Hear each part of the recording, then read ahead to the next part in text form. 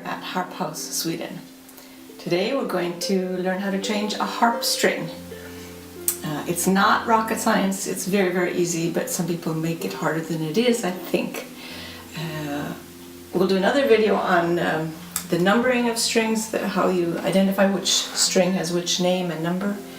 But right now we're just going to change a string. And the first thing I'd like to say about it is you don't have to wait till the string breaks for you to actually change it.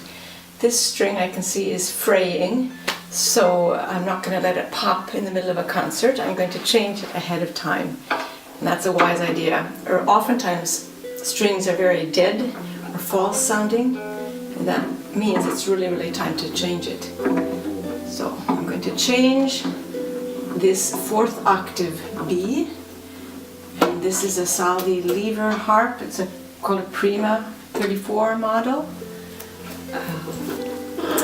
Changing of harp strings is the same for the same procedure, whether it be a pedal harp or a lever harp. There we go. Now I got it loose. This is the old string. You see that every string has a little anchor on the knot. So we need an anchor and the knot. The anchor is from a larger gut string. We just save the large gut strings and cut off a tiny piece of it, and that will be our anchor. It's good to use all completely acoustic material. Here's a little piece of a red string that I've saved, and I will prepare my anchor. There, the clipper is a good thing to have in your little bag.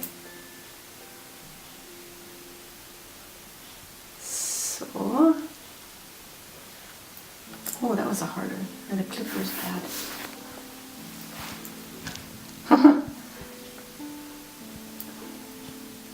Gosh. And I'll get my glasses on. Or I'll use a scissor.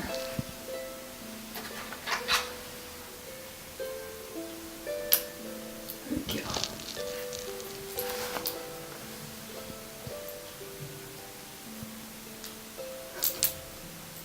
This is a tough guy. There we go. There's my anchor. And now I'll get my string ready. This is the 4th octave B. So I'll take some of my strings here. I use bow brand and I use gut on this harp. There's F, G, A, and B. Double check that it's the right string. Having said that, you may substitute a string 1 step up or 1 step down. This is completely acceptable. The millimeter gauge is so minute difference that it's perfectly alright, and I know a lot of harpists do that. So if I wouldn't have the 4th octave B, but I did have the A string or the C string, then I could use that instead. But I choose not to use the substitute B with C because of the collar problem, of course. So, gut strings need to be a bit softened first. So I'll soften the fibers of it. A gut string is made by cow or cattle gut, actually. So you soften it up a bit. Let's see, there are lots of regulations at the string factory about the material that they use for the gut that they are supplied with.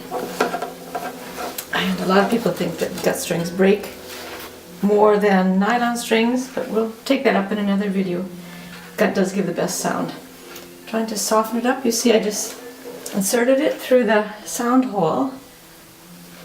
And before you do that, you want to make sure that the tuning pin is empty of old string. Ready to go off there. Now, I am going to make 2 Mickey Mouse ears with this string. There's one, short end over.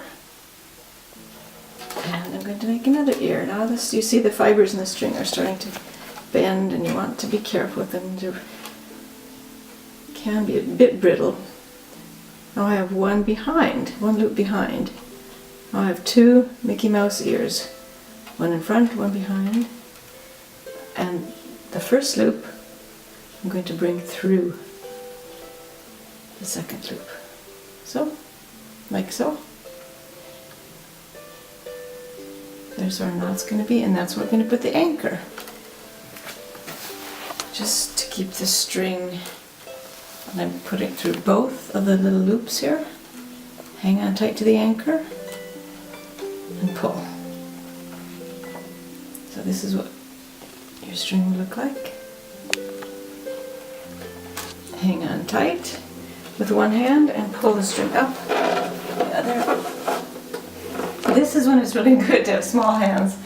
I know harpists traditionally are supposed to have big, strong hands and long, strong fingers, but it's nice to have a tiny hand when you have to fit it through those sound holes.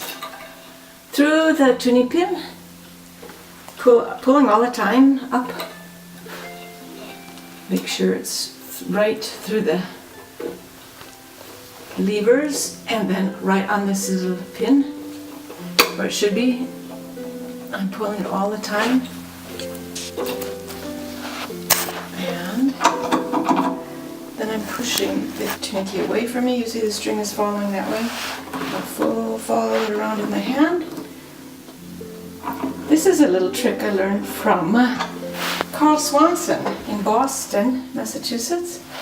A harpist and harp repairman and technician and harp maker. He even makes his own harps.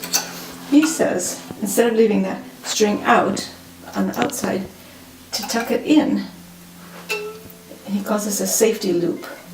So I'm tucking the string in again. There's going to be a little loop here.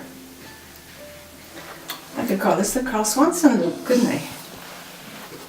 Really nice man, an excellent musician, and excellent technician. So, you can see my little loop there so that the string will exit on the inside. Bring it up slowly. Press so it's on the inside. There we go. Now you can see it's on the inside there, not on the outside of the pin, but on the inside of the pin.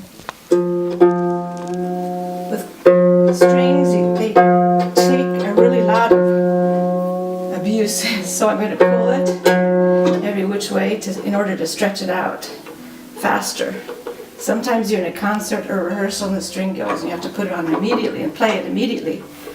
So you need to make sure that it stretches into place as fast as possible. Now it's a third lower than where it should be.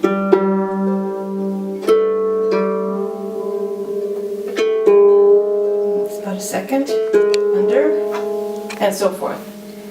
You could bring it up probably within half an hour. I'll be able to bring it up all the way, and it will sink down for a day or two. You'll notice that it takes a day or two or three to really stay stable in its correct frequency and pitch. Then we'll just cut off the edge here.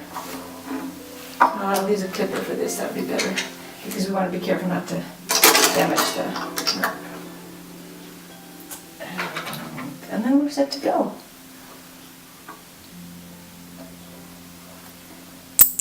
There we go. Or a clipper. There are professional real clippers too. Real clippers. Something like not a screwdriver. Anyway, I'll have a bag of, all harpists probably have a bag of tools that they travel with. Clippers and different things. And a tuner, you'll need a tuner. And a tuning key.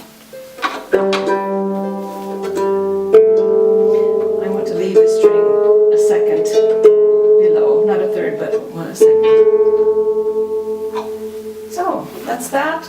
And remember that the same process is identical to pedal harp. You just need to be sure to wind it carefully through all the forks on the pedal harp. There you go. It's not rocket science, just a knot on the bottom and twist at the top. Have a nice day, and don't forget to subscribe. Bye bye. See you around.